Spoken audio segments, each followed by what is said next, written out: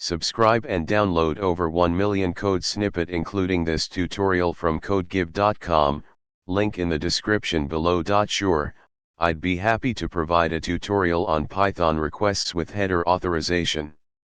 In this tutorial, I'll walk you through the process of making HTTP requests with the requests library in Python and how to include headers for authorization.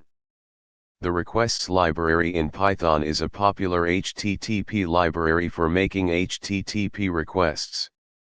Sometimes, you need to include headers in your requests for authentication or other purposes. Authorization headers are commonly used for authenticating requests.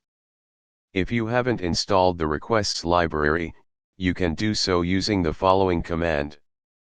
In your Python script or program, import the requests library. Before we get into authorization, let's make a simple GET request to a public API. For example, we'll use the jsonplaceholder API for testing purposes. This code sends a GET request to the specified URL and prints the HTTP status code and the JSON response. Now, let's modify the code to include authorization headers. For this example, we'll use a hypothetical API that requires an API key for authentication. Replace your _API_key_ here with your actual API key. The headers dictionary is used to include the necessary headers in the request. It's essential to handle potential errors, especially when dealing with authentication.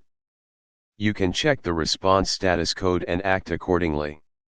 This example checks for a 401 status code and prints a message if authentication fails.